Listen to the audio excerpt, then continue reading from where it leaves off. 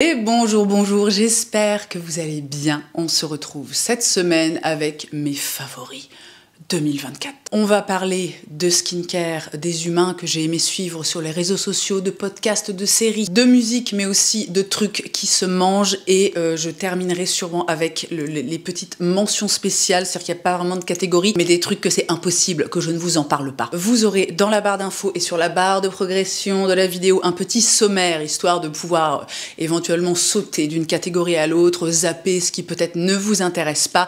Et sans plus tarder, on y va. Je vais commencer avec le skincare. En 2024, j'en ai parlé un petit peu de ci, de là. J'ai quand même beaucoup réduit le nombre de produits que j'ai testé au niveau skincare, alors notamment parce que ma peau se porte globalement extrêmement bien, parce que j'ai des produits qui lui correspondent, j'ai envie de dire quasiment à la perfection, et que j'ai pas envie, si vous voulez, de perturber son petit équilibre. J'ai comme une peau qui est pas des plus faciles, j'ai envie de dire, à appréhender, mais en dépit de tout ça, il faut savoir que cette année, j'ai changé de nettoyant visage, et ça, c'est pas une mince affaire, parce que vraiment, ces dernières années, quand je trouvais un nettoyant qui me plaisait, je m'y accrochais telle une moule à son rocher, j'ai envie de dire. J'ai donc découvert et adopté quasiment illico presto le nettoyant. Alors, quel est le nom, quelle est la marque, on ne sait pas. C'est un produit sud-coréen. Alors si je ne m'abuse, de toute façon, lien dans la barre d'infos, tout ça, le Bubble Deep Cleanser de chez Dare Clear. Ce produit, si je me souviens bien, fait partie des rares choses que j'ai eu envie de changer et de tester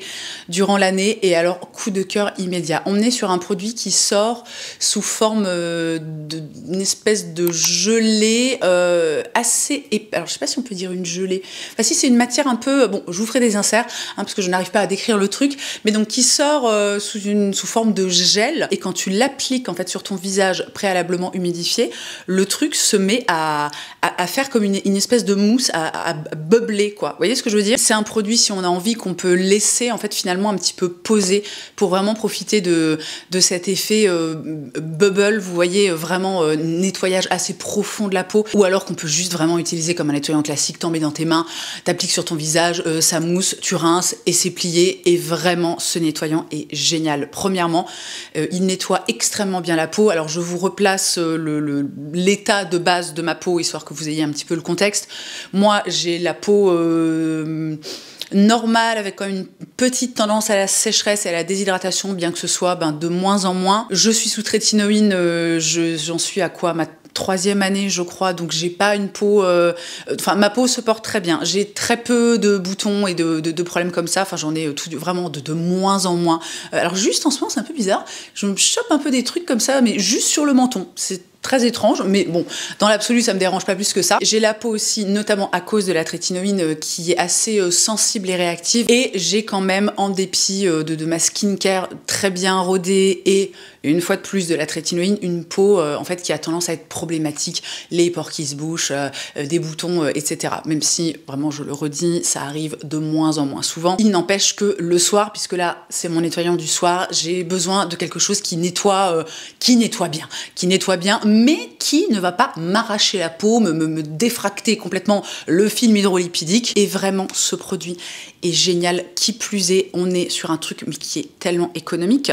En fait, au bout de quelques semaines, quand j'ai vu que ma peau l'appréciait et que je l'aimais tellement, j'en ai recommandé un directement sur... je l'ai acheté sur YesStyle. Et en fait, je retournerai voir à quel moment j'ai intégré ce produit, à quel moment j'ai commandé et intégré ce produit dans ma routine. Mais en fait, je n'ai toujours pas ouvert le second, et ça fait, vraiment, ça fait des mois et des mois.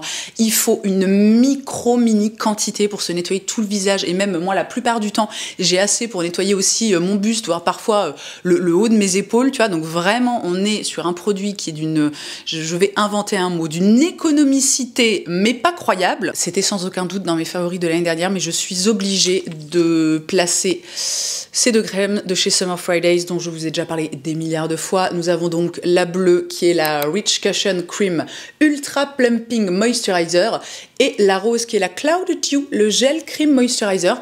Ces 2 crèmes sont, depuis que je les ai découvertes, vraiment les seules... Alors, presque, on va dire presque. Vous allez comprendre voilà, avec le produit suivant. Mais en gros, pour résumer, ceci est ma crème pour le printemps, l'été, le début de l'automne, et ceci est ma crème pour quand il fait froid et que ma peau a besoin d'une crème, voilà, bien bien hydratante, qui soit un petit peu riche, mais qui soit néanmoins pas ultra grasse.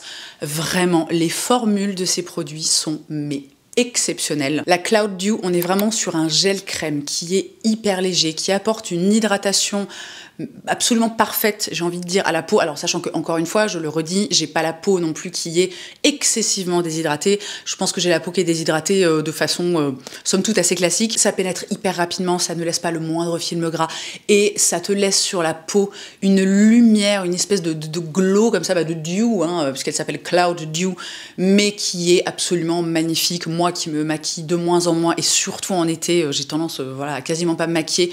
Vraiment, c'est un bonheur. Et donc la Rich Cushion Cream, c'est comme son nom l'indique, une crème qui est plus riche, que j'utilise dès que les températures commencent un petit peu à descendre et que ma peau commence à être un petit peu plus sèche. On est donc sur une crème qui a une texture déjà beaucoup plus épaisse. C'est une vraie texture de crème bien... Il y a du corps, quoi, si tu veux, dans la crème. Elle hydrate et elle nourrit, j'ai envie de dire, à la perfection, sans pour autant laisser un film vraiment extrêmement gras. Ça te laisse forcément... Voilà, un petit film, étant donné que c'est une crème qui est assez riche, mais on n'est pas sur un truc où, par exemple, c'est impossible de se maquiller par-dessus, ou moi, il m'arrive encore de temps en temps de mettre du fond de teint, enfin, d'espèce de sérum de teint, et franchement, ça se passe hyper bien, ça fait une super base de maquillage. Bref, ces deux crèmes, des piliers dans ma vie, ça fait maintenant 2 ans que je les utilise. Mais la petite nouveauté est la crème qui est maintenant devenue ma crème de nuit, parce que, en fait, pendant longtemps, si vous voulez, voilà, c'est-à-dire que la rose en printemps, été, début d'automne, je l'utilise le matin et le soir. Et c'est la même chose pour la bleue quand les températures descendent, qu'on est en hiver et que j'ai besoin de quelque chose de plus riche.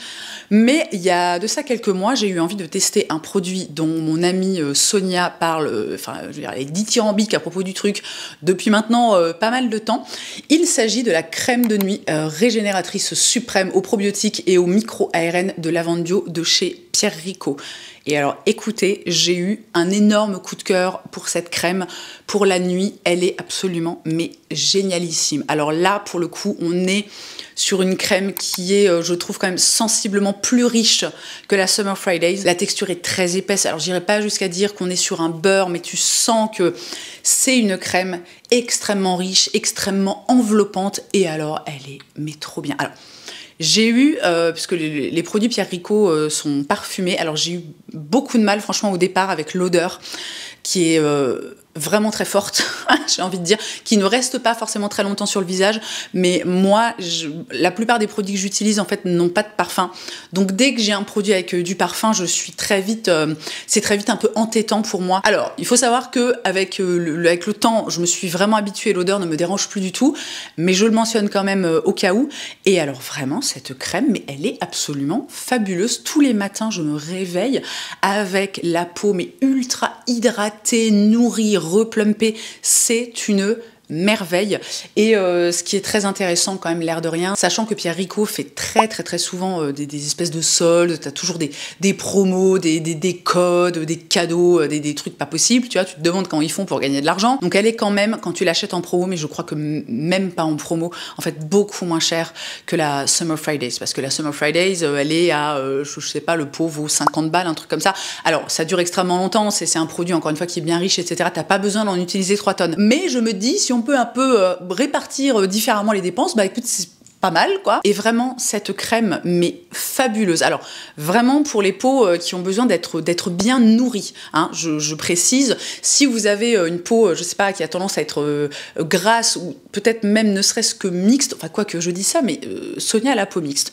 Mais bon, si vous avez vraiment la peau grasse, je suis pas certaine qu'elle sera adaptée, mais si vous avez la peau normale, mixte, ou alors même la peau très sèche, franchement, elle est fabuleuse. Et mon dernier favori skincare, alors c'est un truc que je possède depuis vraiment très longtemps, ça se compte en années maintenant, mais en 2024, alors je veux pas dire que je l'ai rentabilisé, mais vraiment je l'ai utilisé tellement souvent. Il s'agit des Forever Eye Mask de chez Dieu. Alors là ça ne vous parle pas parce que c'est une boîte.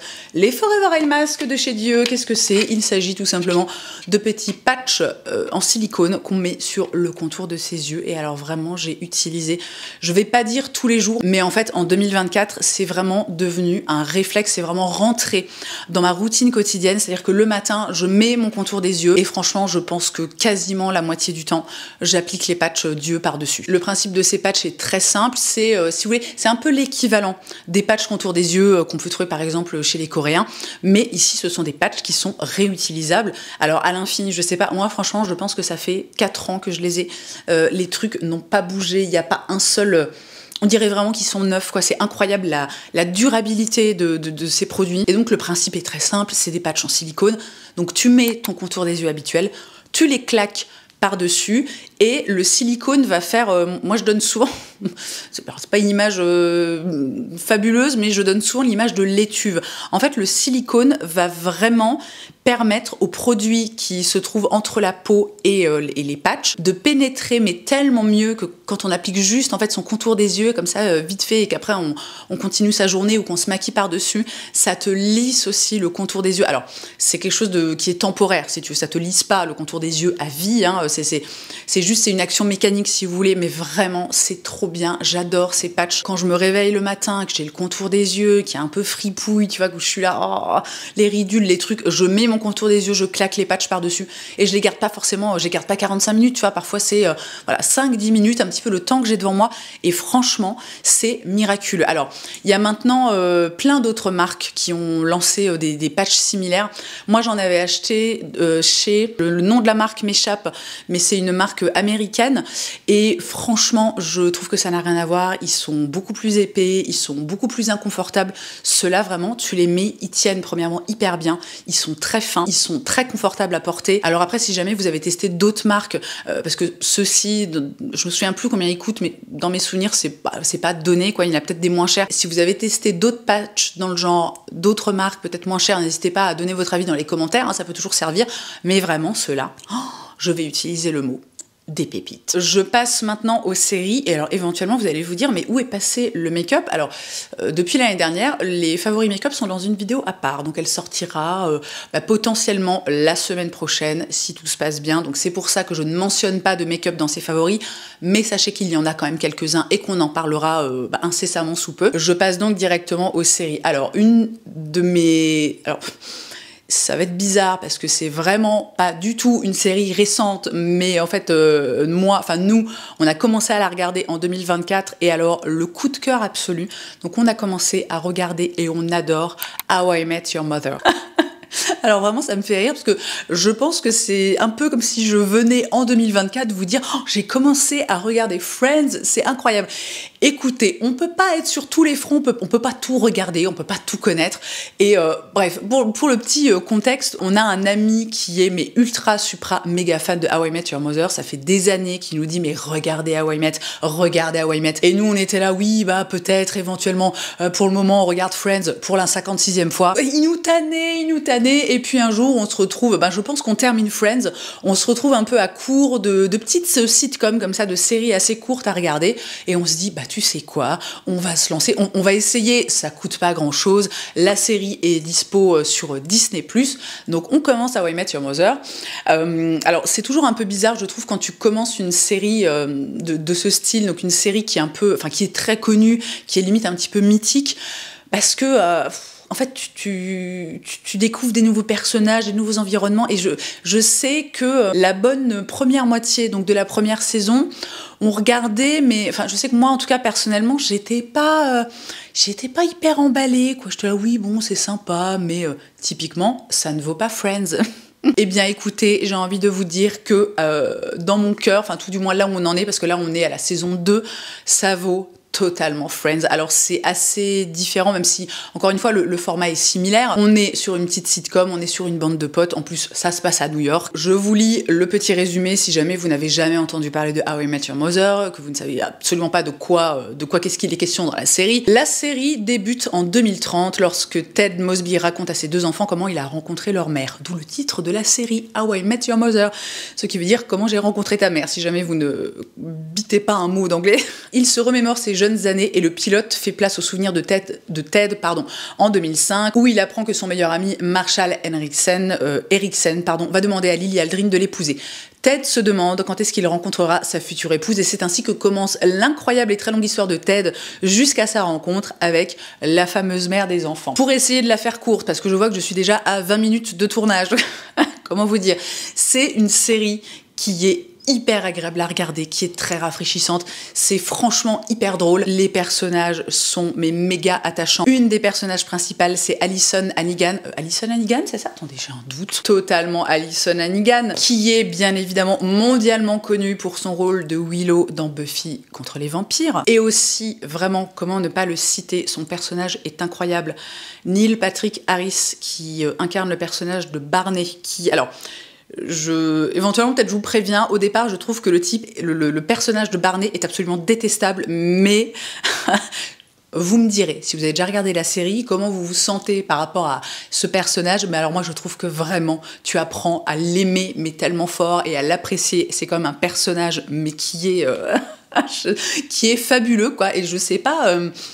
Je sais pas si je peux lui trouver un égal dans d'autres séries que j'ai pu regarder. Pour la faire courte, si vous cherchez une petite série qui se regarde hyper facilement, des épisodes qui durent pas longtemps, une bonne ambiance, c'est rigolo, où il y a finalement une espèce de fil conducteur comme ça qui dure, alors j'imagine, encore une fois on en est qu'à la saison 2, mais qui dure vraiment toute la série, vraiment regardez How I Met Your Mother, c'est vraiment une très très belle découverte quoi pour moi. La série suivante qui m'a marquée en 2024, et je vous en avais parlé, c'était dans mes favoris, c'était des favoris de fin d'année, peut-être octobre ou quelque chose comme ça, c'est The Bear. Oh, j'ai adoré cette série, mon Dieu. Alors déjà, premièrement, une distribution, mais d'une immense qualité. Tous les personnages sont tellement bien pensés, tellement bien développés. Enfin, franchement, c'est juste une dinguerie absolue. La série se passe à Chicago. Ça m'a donné mais tellement envie d'aller à Chicago.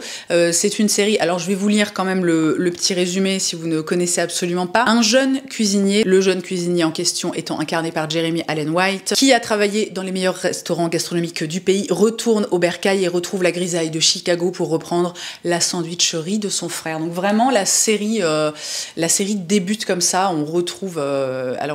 Jeremy Allen White incarne le personnage de Carmy.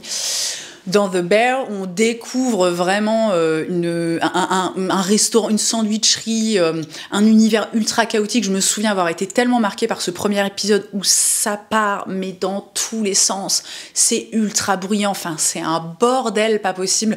Moi, ça m'avait limite, en fait, créé des espèces d'angoisse ou une espèce d'anxiété, vous savez, la poitrine un peu serrée, parce que ça part tellement dans tous les sens. Et en fait, pendant, si je ne me trompe pas, il y a 4 saisons, pendant 4 saisons, tu suis le parcours de Carmy et de son cousin et de toutes les personnes en fait qui gravitent autour de lui et qui travaillent en fait dans ce restaurant. Tu suis son parcours, l'évolution du restaurant. C'est vraiment une série que je vous conseille si vous aimez dans un premier temps les très belles séries. La photographie dans cette série est vraiment magnifique. Tout est...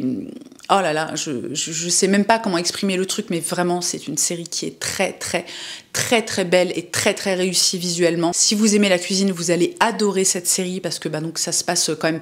je pense que franchement... 8/10 de la série se passe dans la cuisine du restaurant. Donc il y a énormément d'images de cuisine. Alors moi perso c'est un truc que j'adore. Vous savez moi typiquement grande fan de Top Chef. Hein. Les personnages, je crois que j'ai déjà dit mais je vais le redire, sont hyper attachants, hyper bien développés.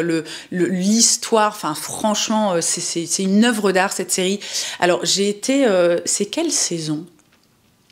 Est-ce que c'est la 3 ou la 4 qui m'ont laissé un peu, peut-être un peu plus dubitative, mais franchement, si tu prends la série dans sa globalité, vraiment, mais excellentissime. Dispo sur Disney+, aussi. Et peut-être ailleurs, mais je sais pas, moi je l'ai regardé sur Disney+. Et la 3e série qui m'a marquée cette année, et alors je sais pas à quel moment je me suis pas retrouvée à vous en parler. Je crois qu'à chaque fois, j'ai oublié de la mettre dans ma liste. Vous savez, je fais des listes pour mes favoris au fil des mois, enfin au fil des jours qui passent, chaque mois. Et je vous en ai pas parlé. Alors vraiment, très étrange, mais ça arrive. La série en question, c'est Nobody Wants That, qui est une série dispo sur Netflix. Et alors, non mais le coup de cœur pour cette série, oh mon Dieu, j'ai envie de la regarder à nouveau. Et j'espère tellement qu'ils vont faire une saison 2. Premièrement, au casting, on retrouve une de mes actrices favorites de absolument tous les temps, à savoir Kristen Bell. Mon Dieu, mais cette femme, je l'adore. Elle peut jouer dans n'importe quoi.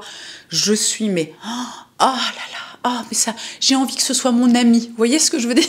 Kristen Bell, incroyable, et Adam Brody. Donc on est vraiment, voilà, il y a d'autres personnages hein, évidemment qui gravitent autour, mais alors déjà là, on est sur un casting d'une immense qualité. Petit résumé très rapide, une femme irrévérencieuse, donc Kristen Bell, agnostique et au franc-parler, et un rabbin, donc Adam Brody, non conventionnel, forment une relation improbable. Dans cette série, on assiste donc à la rencontre de Joanne et Noah.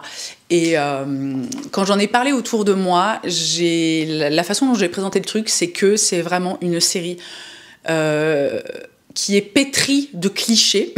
Donc on est sur une série américaine avec des Américains, enfin qui sont vraiment très américains, pour ce que ça veut dire, hein, dépatouillez-vous avec ça. La façon dont ça se déroule au cours de la série, les personnages, leurs évolutions, l'évolution des différentes relations, etc.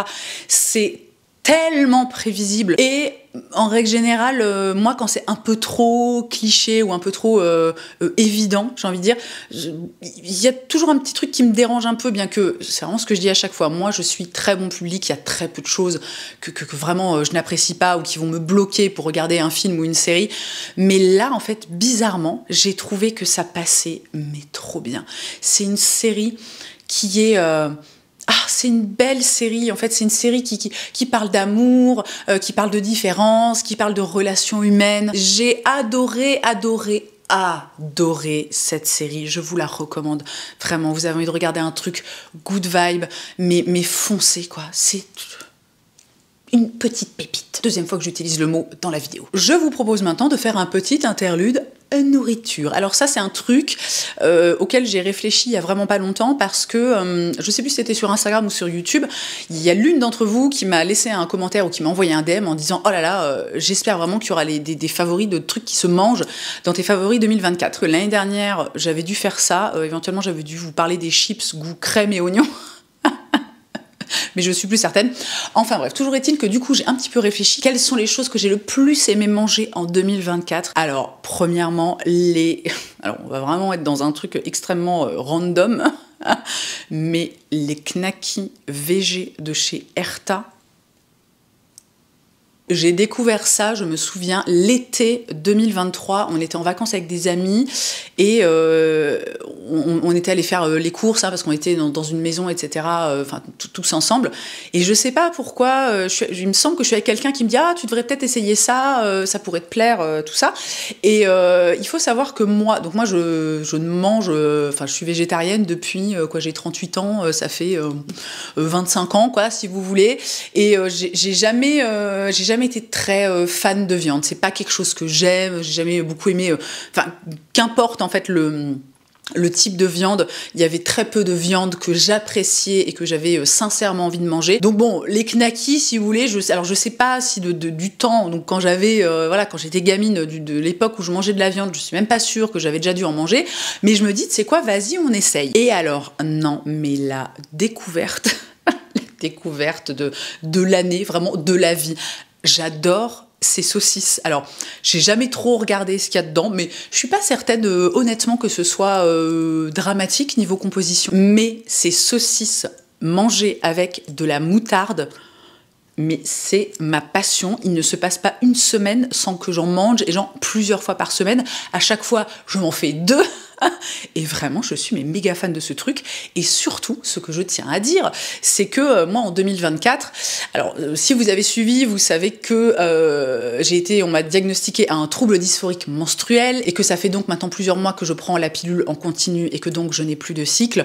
Mais moi, en 2024, donc j'ai beaucoup souffert de mon trouble dysphorique prémenstruel, et j'ai essayé vraiment du mieux que j'ai pu d'intégrer en fait le plus de protéines possible dans mon alimentation, parce que j'avais lu que ça pouvait aider, que nanani nanana. Alors spoiler alerte, hein, globalement quand t'as un trouble dysphorique prémenstruel, ça aide globalement très peu, mais toujours est-il que, si je ne dis pas de bêtises, chaque saucisse contient 15 grammes de protéines. Je crois que c'est de la protéine de pois. Je sais plus si c'est pois ou soja. Quand on veut augmenter ses apports en protéines, c'est quand même un allié de ouf. Moi, j'ai beaucoup de mal. J'ai déjà testé les protéines en poudre, alors avec des goûts, sans goût, mais je trouve qu'il y a un goût quand même, tu vois. J'ai beaucoup de mal avec ces trucs-là. Et alors, l'air de rien, en fait, c'est pas facile d'atteindre son, comment dire, une bonne quantité de protéines. Alors, je pense pas, si vous voulez, je pense pas qu'en tant que personne qui ne mange pas de viande, on soit forcément carencé en protéines. Ça, c'est un truc que j'ai entendu. J'ai l'impression que ça s'est un peu arrêté. Mais vraiment, le truc de t'as pas peur d'être carencé en protéines, oui, bon, tu sais, même si tu manges de la viande, en fait, je crois que c'est quasiment 1 gramme de protéines par kilo, tu sais, du corps, quoi. Donc moi, je fais quoi, je sais pas, 52 kilos. Donc il me faut quasiment, je crois, 50 grammes, peut-être un petit peu moins, tu vois, genre 45 grammes de protéines par jour. Putain, accroche-toi, en fait, pour les atteindre, même si tu manges de la viande, quoi. Donc bref, en plus du fait que gustativement, moi, ça me remplit de bonheur, et vraiment, je ne me lasse pas de manger ces trucs, et c'est vraiment un atout au niveau de ma santé et au niveau de l'apport en protéines. Donc, je pose ça là, les knackis végés de chez Herta, mais alors une merveille. Dans la même veine, mais d'une marque quand même vachement moins cracra, parce que bon, Herta, t'as envie de dire, c'est pas oufissime, quoi. À mon avis, il y a des gens qui ne mangent pas de viande, mais qui refusent de consommer cette marque, parce que... Bon, voilà, ce que je comprends, hein, moi personnellement ça ne me pose pas de soucis, mais sachez que la deuxième chose que j'ai découverte en 2024, oh mon Dieu, mais tellement ma vie, le bacon végétal de chez... écoutez, c'est bien à propos, le bacon végétal de chez La Vie. La Vie, j'ai l'impression que c'est vraiment une très chouette marque avec des belles valeurs, une belle démarche de produits, donc ils ne font que... Si je dis pas de bêtises, des substituts de produits animaux. Et vraiment, par exemple, ils font des lardons, ils font du jambon, et ils font donc ce bacon végétal qui est juste oufissime. Alors sachez, pour vous donner une référence, si vous mangez parfois chez Burger King et que vous prenez les burgers végés qui contiennent du bacon végétal, sachez que... alors, j'espère que je ne dis pas de bêtises, mais il me semble que j'avais lu ça, je ne sais plus où, mais ça commence à remonter, donc j'espère que c'est encore d'actualité. Sachez que le bacon végétal utilisé par Burger King, que moi personnellement j'ai toujours trouvé délicieux, c'est le bacon végétal de chez La Vie. Et je vous disais juste avant que j'avais jamais été une énorme fan dans tous les cas, en fait, de la viande et de toutes les formes, voilà, que ça peut prendre, mais alors par contre le bacon c'était un truc, mais que je surkiffais. Et alors j'irai pas jusqu'à dire que ça me manquait, mais le jour en fait où j'ai découvert ce bacon végétal, c'est incroyable. Déjà visuellement c'est assez ressemblant, mais alors quand tu le fais cuire, l'odeur est hallucinante, tellement elle ressemble à l'odeur du bacon. Le goût est complètement fou. Alors je trouve que tu n'arrives pas à obtenir la même... Parce que moi, quand je mangeais du bacon, c'était vraiment du bacon très croustillant, quoi. Vous voyez, voilà, très cuit, bien frit, comme ça. Je trouve qu'au niveau de la texture, tu n'arrives pas à obtenir exactement le même rendu, mais par contre, au niveau du goût, mais c'est... trop bon. Moi, ma grande passion, c'est de me faire un bacon, un sandwich bacon and eggs. Donc je me fais, voilà, je prends 2 tranches de pain, je les fous dans mon toaster. Quand c'est toasté, je mets de la mayonnaise, je me fais cuire un œuf, je mets l'œuf sur le pain avec la mayonnaise, je mets mes petites tranches de bacon La Vie, je referme le truc. Et alors, mais tellement bon. Le bacon La Vie, non, mais alors vraiment, ça m'a marqué, quoi, cette année. Mais bon, allez, je vais passer au truc suivant, parce que je vais pas non plus parler 45 minutes de tranches de bacon. Niveau bouffe et niveau substitut végétarien, je tiens quand même à lâcher une grosse mention spéciale pour tous les trucs en fait de la marque Garden Gourmet. Je vous ai parlé dans une vidéo favori, voilà, d'il y a quelques mois, des panés végés qui sont, vraiment, c'est trop bon. Entre-temps, on a goûté aussi les nuggets qui sont absolument géniaux. Et qu'est-ce que mon mec avait acheté la semaine dernière? Les panés, c'était poivre et je sais plus quoi. J'essaierai de vous trouver une photo et je vous l'insérerai voilà, quelque part par là. Et franchement, mais chaque truc que j'ai goûté de cette gamme végé là de chez Garden Gourmet, mais c'est trop bon, c'est ultra réussi. Une fois de plus, c'est cool parce que ça t'apporte des protéines. Et franchement, mais c'est trop bien. Néanmoins, mon dernier favori de trucs qui se mangent, ce n'est pas un substitut de viande, parce que sinon vous allez vous dire, mais comment est-ce qu'elle se nourrit cette meuf? C'est quand même extrêmement bizarre. Un truc que j'ai découvert, mais complètement par hasard, et qui vraiment, ça me hante. Je pense que je pourrais me faire un paquet par jour.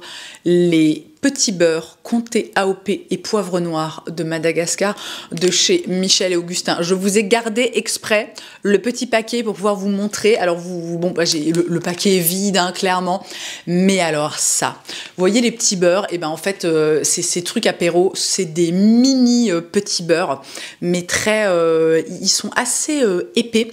Ça existe dans plusieurs saveurs. Alors j'ai jamais goûté les autres parce que vraiment le comté AOP et poivre noir là, oh, mon Dieu, mais c'est tellement bon. On est sur un niveau de pâte, tu sais, de sablage, quoi, de pâte sablée, mais tellement réussi. C'est tellement croquant, croustillant, mais c'est vraiment une pépite de l'apéro. J'adore ces trucs-là. Franchement, j'ai qu'une envie, c'est arrêter le tournage et aller m'en acheter. Si vous vous dites, ça a l'air pas mal, si ça vous tente, si vous aimez bien voilà, le petit mélange comté poivre. Alors, sachant que le poivre, c'est extrêmement discret. On n'est pas du tout sur quelque chose qui va piquer un petit peu la bouche. C'est vraiment juste une toute petite pointe comme ça qui te relève la saveur des petits sablés, mais à la perfection. Bref, la prochaine fois que vous allez faire les courses, pensez-y, pensez à moi, si vous les croisez, prenez juste un petit paquet, testez, vous m'en direz des nouvelles. Et je passe maintenant à la musique. Alors, bon, c'est toujours un peu nul de parler de musique sur YouTube parce que tu ne peux pas partager de musique. Franchement, je comprends pas. Je veux dire, sur toutes les autres plateformes, il y a pas de...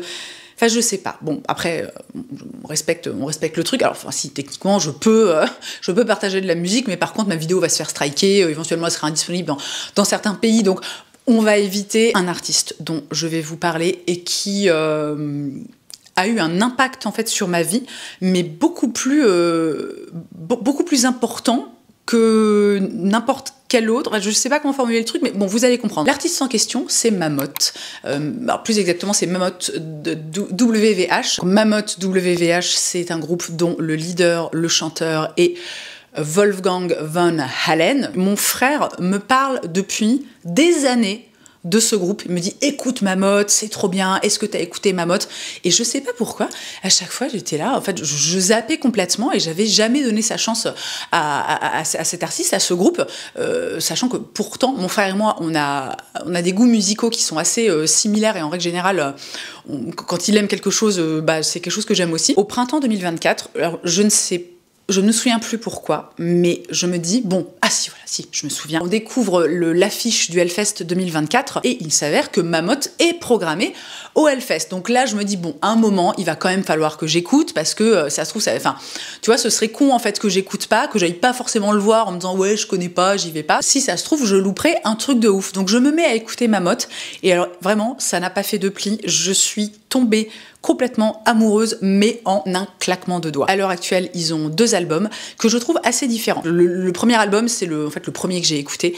Et alors, je trouve ça assez incroyable parce que j'ai retrouvé tellement d'inspiration d'autres groupes, que ce soit parfois juste dans un riff de guitare ou dans une façon de chanter, dans une façon de traiter la voix, mais tellement, en fait, alors, je sais pas si on peut dire inspiration, je sais pas quel terme utiliser, mais ça m'a fait penser à tellement de groupes que j'écoute en fait et que j'aime. C'est le premier album, franchement il est génialissime, c'est un album qui est je sais pas, que je trouve ultra riche, vraiment merveilleux. Le deuxième album est aussi génial, bien que je le trouve un peu plus je sais pas je suis pas très douée pour les styles de musique, je le trouve on va dire un peu plus vénère, mais pas non plus, c'est pas du métal, c'est pas du grindcore quoi, tu vois, par exemple. Et Mammoth c'est quasiment mais vraiment, quand je dis ça, je n'exagère pas, c'est quasiment le seul artiste que j'ai écouté de tout 2024. Et surtout, et j'en reviens à ce que je disais quand j'ai commencé à vous en parler, sur la façon dont ça a impacté ma vie, Mammoth, en fait, c'est leur musique qui m'a donné envie de commencer la batterie. Alors pourquoi ?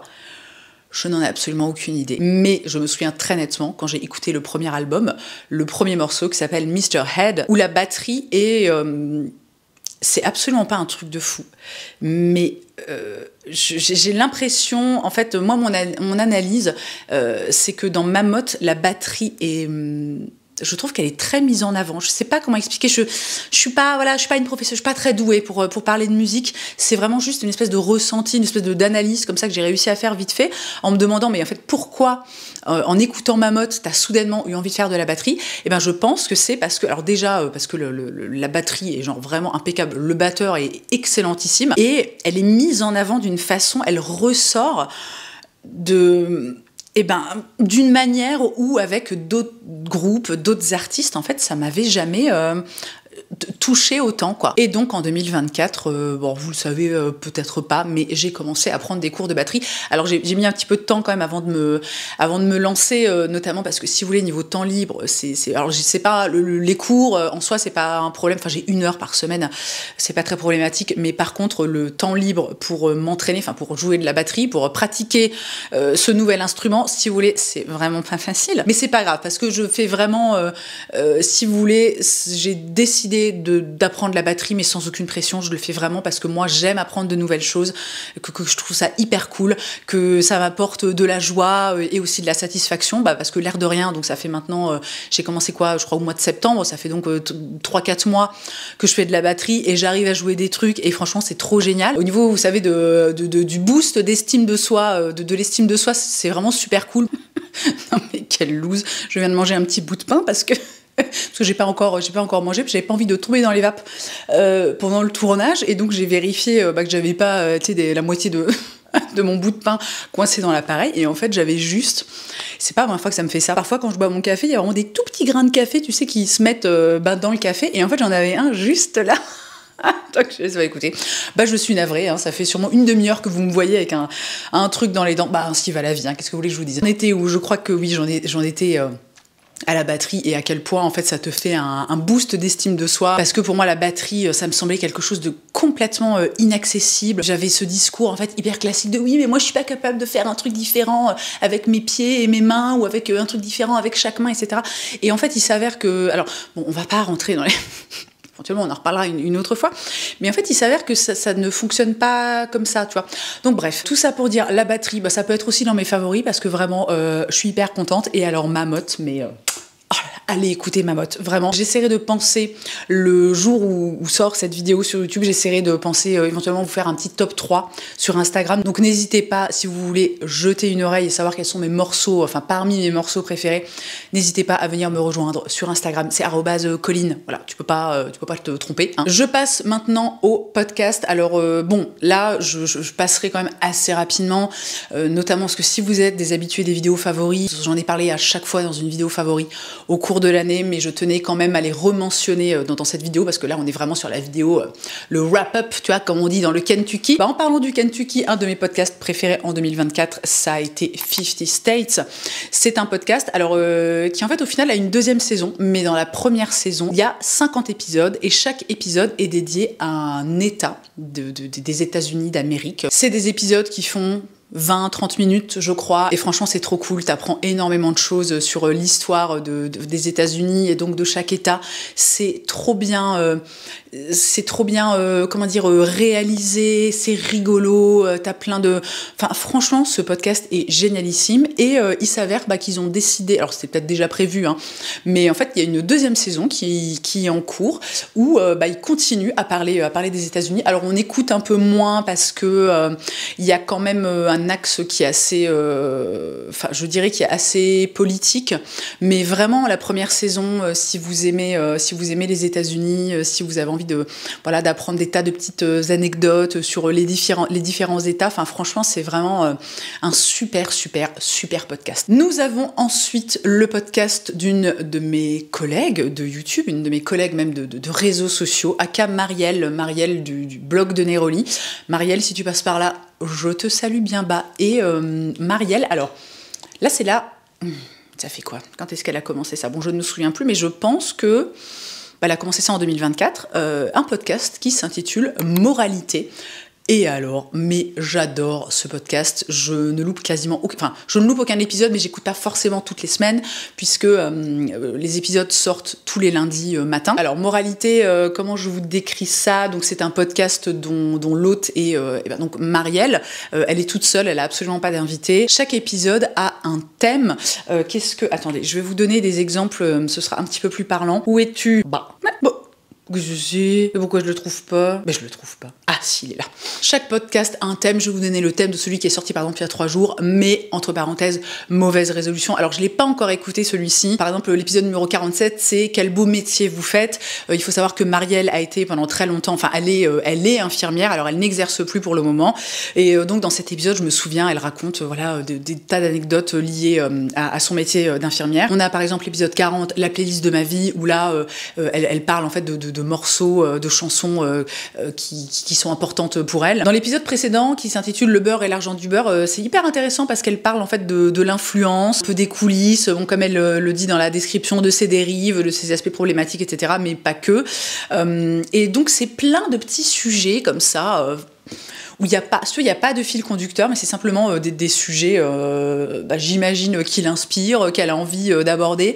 Et vraiment, moi, Marielle, c'est quelqu'un que je suis depuis très, très, très, très, très, très, très longtemps. Donc, j'aime beaucoup l'univers. Je dis souvent, quand je parle d'elle, que je pense vraiment qu'on pourrait être copines, tu vois, si on habitait dans la même ville, ou si on se rencontrait. Je pense que c'est quelqu'un avec qui je m'entendrais bien. Elle me fait beaucoup rire. Il y a beaucoup de ses idées, de sa façon, ses façons de voir les choses dans lesquelles je me retrouve. Et franchement, moralité, c'est un podcast qui est super agréable à écouter. Encore une fois, c'est rigolo, c'est pas prise de tête. C'est des épisodes qui sont pas très longs. Ça sort tous les lundis. C'est un véritable bonheur. J'espère que je vais réussir à finir cette vidéo. La luminosité, elle est en train de se barrer. C'est horrible. Mon 3e podcast favori cette année, c'est À la recherche du ton à la catalane, un podcast de Sophie-Marie Laroui. Je vous en ai parlé, alors ça c'était vraiment, je crois, au tout début 2024. Non mais j'adore ce podcast, c'est un véritable bonheur. À la recherche du ton à la catalane, c'est un podcast. Alors c'est un peu barré, si vous ne connaissez pas. Je pense que c'est pas forcément pour tout le monde. À mon avis, il y a des gens qui peut-être ont essayé de l'écouter et ont trouvé ça absolument horrible. Moi je suis pas particulièrement quelqu'un qui s'intéresse ou qui a déjà fait de la méditation, mais donc ce podcast, c'est un podcast de méditation, mais qui se déroule dans un supermarché. Alors le concept est vraiment extrêmement particulier, mais alors c'est fabuleux.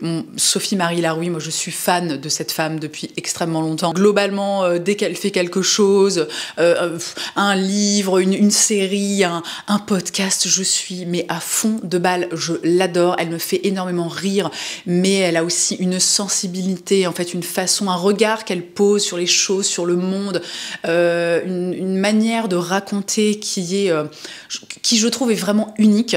Et Le ton à la catalane, alors c'est à la fois un podcast que effectivement, et c'est plutôt à propos parce que c'est un truc méditatif, donc que je trouve extrêmement relaxant, mais que je trouve aussi extrêmement drôle, extrêmement touchant. Enfin franchement, pour moi c'est un des meilleurs podcasts qui existent, toutes catégories confondues. Et nous avons enfin d'attendre un enfant. Un podcast qui a été lancé, alors qui est terminé maintenant, qui n'a que 2 saisons. Mais un podcast de Sophie Rich dans lequel elle raconte son parcours de PMA pour assouvir son désir et celui de sa compagne d'avoir un enfant. Un podcast honnêtement d'utilité publique, premièrement parce qu'il aborde un sujet qui est encore, disons, sur lequel on communique pas énormément, où il y a encore quand même beaucoup de tabous. C'est un podcast qui est très informatif, qui est très franc, qui est très honnête. Ça passe pas par 14 000 chemins. C'est ce que j'avais précisé quand je vous en avais parlé la première fois au cours de l'année 2024. C'est pas forcément un podcast à écouter si vous êtes vous-même dans un parcours PMA ou si vous avez vous-même des difficultés peut-être pour avoir un enfant. Je suis pas... Alors après, on est tous différents et chacun a sa propre sensibilité, et je suis sûre qu'il y a des personnes qui sont en parcours PMA et qui écoutent ce podcast et à qui ça fait énormément de bien. Mais voilà, sachez-le, c'est vraiment un podcast où on n'y va pas par 4 chemins. Sophie raconte vraiment absolument tout. C'est très brut, c'est très... Et c'est en plus de ça un podcast qui est extrêmement bien écrit, qui est extrêmement bien narré, j'ai envie de dire, par Sophie Rich. Vraiment, ça aussi, hein, une petite pépite de 2024. On arrive à l'avant-dernière catégorie et il s'agit des humains d'Internet. Alors cette année, moi j'ai eu un gros shift dans mes abonnements, que ce soit... Ouais, bon, j'ai fait beaucoup de tri, que ce soit sur Instagram comme sur YouTube. Il y a certaines chaînes ou certains comptes auxquels j'étais abonnée depuis vraiment des années. Et si vous voulez, moi je suis vraiment la première avocate quoi, du tri dans les abonnements. N'hésitez pas à faire ça. Rendez-vous service en fait parce que... Je parle même pas forcément d'être confronté au contenu de quelqu'un par exemple que vous appréciez pas vraiment ou qui va vous irriter, mais ne serait-ce que d'être confronté au contenu de quelqu'un, enfin à un contenu qui ne vous parle pas forcément, qui ne vous intéresse pas, en fait c'est perdre du temps quoi. Même si tu zappes, enfin moi, à un moment, je me dis, quand je vais sur les réseaux sociaux, j'ai envie de voir des choses vraiment qui me parlent, qui correspondent à ce que j'ai envie de voir ou d'écouter, ou en ce moment, qui correspondent aussi au stade où j'en suis dans ma vie. Et du coup, voilà, petit conseil que j'aime bien rappeler de façon régulière, n'hésitez pas à vous désabonner des gens, ce n'est pas grave. Et même si, par exemple, vous décidez de vous désabonner de ma chaîne ou de mon compte YouTube, il n'y a pas de souci. Ok, on est cool, il n'y a vraiment pas de problème. Et donc en 2024, j'ai découvert en fait beaucoup de nouvelles, alors je crois que je vais pouvoir dire créatrices parce que, voilà, même sans parler de celles que j'ai mises dans mes favoris, je crois qu'il y a pas d'hommes en fait, que je ne suis pas tellement d'hommes sur les réseaux sociaux. La première, c'est Anna Louise Boston, qui est une créatrice de contenu américaine que j'ai découverte initialement avec sa série. Elle en a fait plusieurs, mais elle en a fait un premier en 2018, c'est quand elle a ouvert sa chaîne YouTube. Elle en a refait un en 2022, je crois. Je l'ai découverte via sa série à propos de sa No Buy Year. No Buy Year. Enfin, facile. Autrement dit, si on traduit son année sans achat. Alors c'est une nana vraiment qui a... Elle a une intelligence, une sensibilité, mais enfin, vraiment, je suis fan de cette femme. Sa chaîne, c'est pas que elle raconte comment elle réadapte, elle ajuste en fait son rapport à la consommation, etc. Elle parle aussi énormément en fait de beauté et de mode, mais de beauté et de mode d'une façon, honnêtement, que je n'avais jamais vue jusqu'à présent. Elle te fait des revues make-up qui sont tellement développée, tellement fine. Elle a, j'ai pas envie de dire expertise parce que j'aime pas trop ce terme, mais elle a une façon en fait de parler des choses qui est absolument, je trouve, fabuleuse. Quand elle parle de mode, c'est aussi... elle va faire par exemple des vidéos... attendez, je vais aller voir sur sa chaîne, hein, on va prendre des petits exemples, comme ça ce sera un peu plus... Ah bah tiens, j'étais en train de regarder une de ses vidéos pas plus tard que ce matin. Par exemple, une de ses dernières vidéos mode, c'est How to make your boring old jeans look awesome. Comment rendre votre vieux jean ennuyant, comment le rendre génial, et avec des images, d'illustrations, des exemples qu'elle trouve de personnes qui portent un jean, voilà, qu'elle va trouver sur Pinterest ou je sais pas où. En fait, elle argumente et elle développe, et c'est fascinant. C'est une nana qui a une espèce de capacité d'analyse et encore une fois une sensibilité, je le redis, mais qui pour moi sont quasiment sans pareil. Comme je vous le disais, elle parle aussi donc de make-up, donc parfois elle fait des revues de produits, elle fait des make-up, elle va parler de ses soins skincare, etc. Et ce que j'aime beaucoup chez Anna Louise, c'est que elle est donc quand même dans une approche, elle essaie de garder... comment je vous explique ça ? Elle le dit elle-même, en fait. Elle dit, moi, j'adore les jolies choses, mais j'ai envie de rester dans une consommation qui soit mesurée, parce que... Bon, vous le découvrirez, vous l'apprendrez si jamais vous allez jeter un œil et que vous regardez ses vidéos. Apparemment, elle a eu vraiment des gros problèmes de surconsommation, où elle dépensait en fait typiquement en fait de l'argent qu'elle n'avait pas pour s'acheter des fringues, du maquillage. Et donc il y a vraiment cette approche sur sa chaîne où elle va parler de nouveautés, elle va acheter parfois du nouveau maquillage. En plus de ça, donc elle est créatrice de contenu, c'est son métier. Donc elle reçoit des envois presse. Forcément, il y a souvent des nouveautés, mais elle a vraiment cette mesure et toujours les bons mots pour... je sais pas comment dire, c'est vraiment un truc elle est voilà, très mesurée dans ce qu'elle fait et je trouve ça ultra agréable. Anna-Louise Poston, je vous laisse sa chaîne dans la barre d'infos. J'ai pas précisé, enfin si en même temps j'ai dit qu'elle était américaine, mais donc évidemment elle parle anglais, donc si vous ne comprenez pas l'anglais, si vous comprenez pas l'anglais, vous pouvez déjà sauter à la catégorie suivante parce que les autres sont aussi anglophones. Mon autre découverte de l'année 2024 et vraiment qui m'a accompagnée surtout cet été parce que je l'ai découvert au début de l'été, c'est Hypnit Huey, qui est une jeune femme qui vit au Canada, si je ne m'abuse, qui vit je crois à Toronto et qui est, vous l'avez peut-être compris avec le nom de sa chaîne, une tricoteuse qui fait donc des podcasts tricot et des vidéos et vraiment sa chaîne est dédiée que à ça, elle ne parle d'absolument rien d'autre. Donc moi vous savez que j'ai repris je me suis même jetée corps et âme dans le tricot en 2024 et très rapidement en fait j'ai découvert le concept de ce qu'on appelle les podcasts tricot qui sont en fait des vidéos. On dit podcast et j'avais posé la question je sais plus où et voilà, plusieurs d'entre vous m'avaient apporté une réponse que je trouvais très à propos. C'est qu'en fait la plupart du temps quand tu tricotes, enfin quand tu es tricoteuse et que tu regardes un podcast tricot, en fait tu le regardes pas vraiment, enfin tu tricotes en regardant le podcast, donc tu le regardes pas forcément et du coup ça fait un peu que comme un podcast, un truc audio. Bon, je sais pas si c'était très clair, j'espère que si un peu. Ça y est, on est à nouveau dans le noir. Bon, je n'ai de cesse de régler cette caméra. C'est extrêmement pénible. Alors j'ai complètement, et j'ai un peu honte, oublié son prénom, alors que vraiment j'ai regardé, je pense, absolument toutes ses vidéos. En fait, quand je l'ai découverte, sa chaîne avait déjà... qu'est-ce qu'elle a? Ça fait peut-être 1 an ou 1 an et demi, ou peut-être 2 ans, donc il y a déjà pas mal de vidéos sur sa chaîne. Donc cet été, vraiment, je me suis enchaînée les vidéos les unes derrière les autres. Si vous tricotez et que vous regardez des tricots podcasts, je pense que j'ai pas besoin forcément de vous expliquer le type de vidéos qu'elle poste, mais vraiment, donc elle fait des podcasts tricot au même titre que moi, où elle partage ses projets en cours, ses objets terminés. Elle fait aussi des vidéos, par exemple, qu'est-ce que j'ai envie de tricoter cet été, où elle partage des patrons, des trucs comme ça. On est vraiment sur...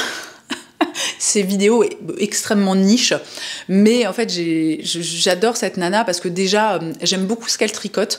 Alors tout ne me plaît pas, c'est-à-dire qu'on n'a pas des goûts qui sont totalement similaires, mais elle tricote quand même beaucoup de pièces que je trouve super jolies, super réussies, où par exemple les associations de fils, les coloris me plaisent énormément et du coup moi ça me donne des idées, ça me donne de l'inspiration. Et en plus de ça, je trouve que c'est une nana qui est très agréable à écouter, elle est très calme, elle est posée et ses vidéos c'est propre, encore une fois c'est très agréable à regarder, donc vraiment Hypnit Huey.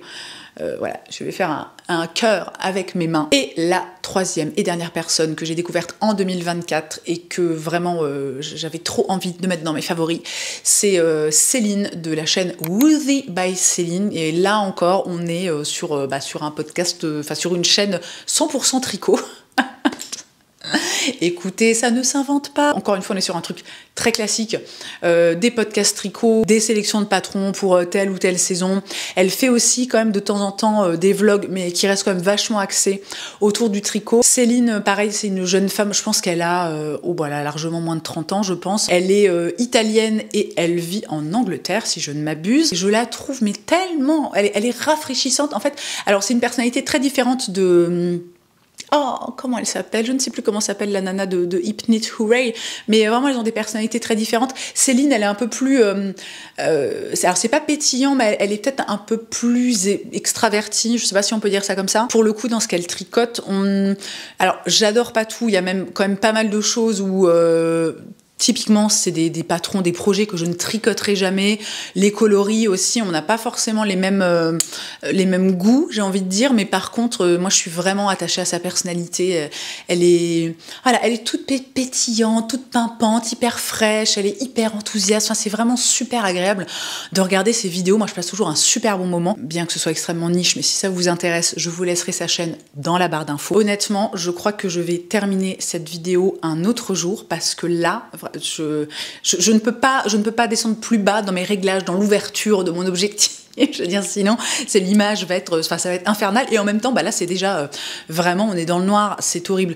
Donc, écoutez, ce tournage va s'arrêter là pour moi, mais pour vous, il va reprendre vraiment dans 2 secondes, mais un autre jour. Ok, on a récupéré un peu de luminosité, donc je vais quand même tenter de finir cette vidéo aujourd'hui. Ce serait pas plus mal. D'autant plus qu'il ne reste qu'une catégorie, à savoir les un peu divers et variés, des trucs que j'ai pas su vraiment ranger dans les catégories précédentes. La première chose, c'est un complément alimentaire dont je vous ai déjà parlé sur Instagram et qui, je vais m'auto-citer, a vraiment changé ma vie. C'est une marque avec laquelle je travaille, mais je ne suis pas rémunérée là pour vous parler du produit en question. Néanmoins, voilà, il faut quand même que je mette collaboration commerciale, puisque j'ai reçu le truc, enfin voilà, que je ne l'ai pas payé et qu'en plus de ça, j'ai un code promo en ce moment, donc je vais vous le donner, tant qu'à faire. Le complément en question, c'est l'indispensable probiotique de chez Dijon. Alors si vous n'avez pas vu mes contenus à ce sujet, je vous pose le contexte. Moi, j'ai un système digestif vraiment pas ouf, très fragile. J'ai eu pendant très longtemps des problèmes de ballonnement, le ventre qui triple de volume, et même pas quand je mange de façon voilà, abusée. Alors, ma théorie, c'est quand même que potentiellement, je dois avoir certaines intolérances alimentaires. Alors, voilà, bon, souvent on parle du gluten, etc. Je ne suis pas intolérante au gluten. J'ai prévu d'essayer de faire des analyses là cette année pour creuser un peu la question. Toujours est-il qu'un jour je me suis décidée à tester cette marque que je voyais passer sur les réseaux sociaux, enfin que je connaissais en fait depuis hyper longtemps. Les gens que j'entendais en parler étaient dithyrambiques à propos de ce complément en particulier, donc l'indispensable probiotique. Un jour je me dis, tu sais quoi, franchement, c'était quand? Est-ce que c'était au mois d'avril? Je ne sais plus exactement, je pourrais retrouver, je vous l'écrirai quelque part. Donc un jour je me lance, je me dis bon, foutu pour foutu. Évidemment, j'avais déjà pris des probiotiques, notamment, c'était quoi, il y a 2 ans, vous savez, quand j'ai eu des mycoses pendant 6 mois. Si vous n'avez pas vu cette vidéo, mon année de merde, vraiment, j'essaierai de penser à vous la mettre dans le petit i. N'hésitez pas à aller la regarder, parce qu'elle est priceless. Et donc, j'ai commencé en début d'année 2024 à prendre ces 2 petites gélules tous les matins. Et je le redis, j'insiste, ça a changé ma vie. Je n'ai quasiment plus jamais mal au ventre, plus jamais de ballonnement, de gaz et compagnie. On va vous faire je vais vous faire tout le tableau, parce qu'à un moment on n'est pas là pour bon, vous voyez ce que je veux dire, quoi. Et là évidemment j'ai dû changer ma batterie. On va y arriver. Très rapidement, ça contient des cellules, des souches naturelles, donc ça contient 8 souches et 28 milliards d'UFC. 28 milliards, je crois que c'est le nombre en fait de bactéries qui... Alors j'ai pas envie de dire des bêtises, mais bon, en gros c'est les probiotiques, vous savez, c'est les bonnes bactéries vraiment dans nos intestins. On peut avoir des bonnes bactéries et des mauvaises. Les mauvaises, évidemment, ont tendance à mettre le boxon, on s'en doute. On peut faire une cure pendant 3 mois pour remettre un petit peu les choses à niveau. Moi, si vous voulez, j'avais tellement souffert de mes problèmes de ventre, j'en avais tellement marre, et surtout ça a été tellement efficace, mais tellement rapidement sur moi, que je l'ai pris oh là là, pendant des mois et des mois. Je l'ai pris. Alors j'ai fait une pause. Il y a pas longtemps, j'ai fait une pause de plusieurs semaines, et là j'ai repris, notamment parce qu'au mois de décembre j'ai été malade. Donc là en ce moment je prends toute une gamme pour me remettre un peu d'équerre, quoi, si tu veux, avec des vitamines, tutti quanti. Et vraiment, je tiens à parler de ce produit. Je tiens aussi à dire que, alors certes, maintenant, Dijon est un de mes partenaires et on va travailler ensemble cette année. Et franchement, je suis ultra contente, parce que en fait initialement c'est un produit que j'ai acheté toute seule avec mon argent. Alors je tiens quand même à dire que même si j'avais découvert ce produit, même s'il me l'avait envoyé gratuitement, je veux dire, si j'avais pas été convaincue par les effets, je ne vous en aurais pas parlé. Bon, j'espère que là en 2025 on a bien compris que alors c'est pas forcément le cas de tout le monde, je sais, mais que globalement il y a quand même, si on suit les bonnes personnes sur les réseaux sociaux, les avis sont honnêtes, les gens vous vendent pas des trucs tu vois, qu'ils trouvent nuls à chier juste parce qu'on leur a donné un chèque. Donc vraiment, mention extrêmement spéciale pour l'indispensable probiotique, qui m'a permis de retrouver mais vraiment en fait un confort de vie. Quand je dis que ça a changé ma vie, c'est le mot est vraiment pesé. Alors parfois je vous parle d'une crème ou d'un truc, j'ai dit ça a changé ma vie. Bon, c'est toujours toute mesure gardée, mais là, on est vraiment sur quelque chose de solide. Je suis tellement heureuse d'avoir découvert ce produit. Quand j'aurai terminé ma petite cure, je pense que je vais arrêter. On verra comment ça se passe. Et puis j'en profiterai aussi pour faire un petit peu des analyses, des recherches, etc. Mais vraiment, je tenais à vous en parler parce que déjà, on est dans mes favoris de 2024. Et surtout, je sais qu'il y a beaucoup de personnes qui ont des problématiques de ventre, de ballonnement, de ventre qui triple de volume pour des raisons, je veux dire, tu sais même pas d'où ça vient, tu vois. Franchement, c'est douloureux, c'est c'est désagréable et on n'est pas obligé de vivre comme ça. Il y a des solutions, alors je dis pas que c'est la solution ultime, hein, parfois il y a vraiment des problèmes, des grosses intolérances alimentaires, etc. Donc c'est toujours pareil, hein, si vous voyez que ça passe pas, etc. N'hésitez pas toujours à aller consulter un spécialiste de la santé, mais éventuellement, si vous avez envie de tester, eh ben, je vous donne le code que j'ai de façon permanente avec Dijo, qui est le code Colline15, qui offre 15% de réduction, donc c'est pas mal. Évidemment, c'est un produit, enfin des produits qui sont pas donnés, donc 15% de réduction, ça fait toujours plaisir. Et voilà, et c'est tout. Franchement, merci Dijo. Comment, dans ma vidéo des choses que j'ai le plus aimé en 2024, ne pas parler du tricot? Alors ça vraiment, moi j'ai trouvé le hobby de ma vie, je pense. Alors peut-être éventuellement un jour je me lasserai, j'aurais plus envie de tricoter, voilà, je ne sais pas. Toujours est-il que cette activité m'apporte, mais tellement. Déjà, ça m'apporte un temps qui est calme, un temps à la fois de concentration, mais aussi de détente, parce que c'est très... pour moi, c'est très relaxant, en fait, de tricoter. Ça m'apporte un grand sentiment de satisfaction et de fierté parce que réussir... Là, par exemple, aujourd'hui, je porte ma Cloud Blouse que j'ai tricotée cet été. Réussir... Enfin, pour moi, ça reste quand même toujours assez hallucinant. Réussir avec juste du fil à faire un vêtement, un truc que tu peux porter, qui te tient chaud et que en plus, potentiellement, si tu t'en sors bien, c'est joli. Moi, je trouve ça quand même hallucinant. Un hobby, mais d'une immense qualité. Et au-delà de ça, ça me permet aussi... j'en ai plus ou moins parlé cette année de façon assez éparse, dans des vidéos vite fait sur Instagram. Je suis jamais vraiment rentrée dans le sujet en profondeur et je suis pas sûre que je le ferai. Mais en 2024, j'ai vraiment eu envie de reprendre la main en fait sur ma consommation et de... alors je sais pas si le problème c'est la quantité, les montants, peu importe, toujours est-il que en 2024 j'ai fait certains constats et j'ai surtout constaté que je me sentais pas super alignée avec notamment la façon dont j'avais consommé les années précédentes. Et en fait c'est con, mais le fait de tricoter ça m'a vachement aidée dans ce sens parce que le tricot, c'est un travail de longue haleine, c'est un travail de patience. Quand je repère un patron, un modèle qui me plaît, c'est tout un travail en fait d'observation, d'étude, regarder ce que les autres ont fait, qu'est-ce qu'ils ont utilisé comme fil, comme coloris, et puis après tu vas regarder un peu, éventuellement quand tu as envie de te lancer, tu vas regarder les fils, alors quel coloris je pourrais choisir, après tu reçois ton fil, et ça prend, ça prend du temps quoi, de se tricoter un vêtement. C'est encore une fois vraiment un labeur d'amour, un travail de longue haleine. Et je suis pas sûre que j'arrive vraiment à expliquer pourquoi. Ça m'a vraiment apaisée quand même globalement dans mon rapport aux vêtements, en fait, à la consommation de vêtements, à l'achat de vêtements. Le fait de tricoter, ça me donne en fait vachement moins envie d'acheter des vêtements et notamment des pulls, enfin des pièces en maille. Parce que vous savez que, vous le savez peut-être pas, hein, mais moi les pulls, les gilets, dès que c'est en laine, en cachemire, enfin c'est vraiment... j'ai pas envie de dire que c'est une maladie chez moi, mais vraiment c'est une obsession, c'est quelque chose que j'adore et qui en fait me passionne depuis très très longtemps.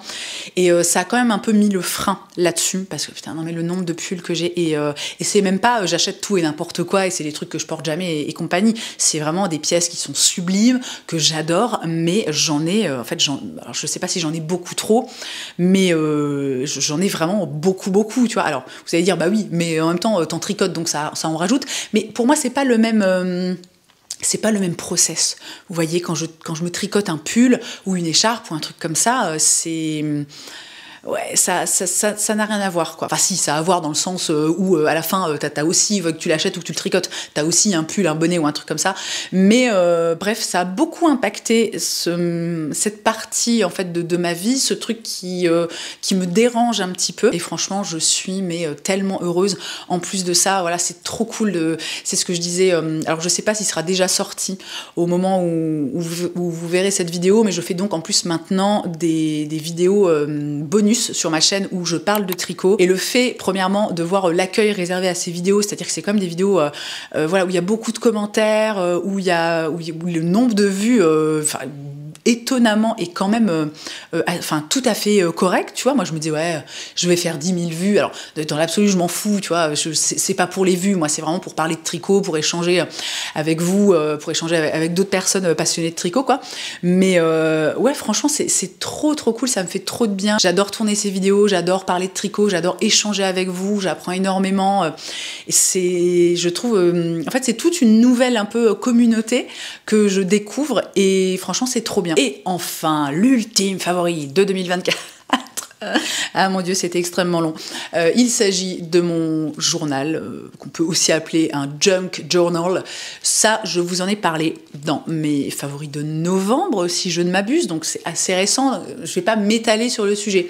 Mais donc en 2024, j'ai commencé un journal, sachant qu'avant ça faisait déjà 2 ans que j'avais un agenda dédié où je notais absolument pas mes rendez-vous des to-do list, mais où je notais certains événements entre guillemets marquants de ma vie dont j'avais envie de me souvenir, puisque si vous me connaissez bien, vous savez que j'ai vraiment une mémoire déplorable. Je ne me souviens de rien. C'est vraiment pas drôle.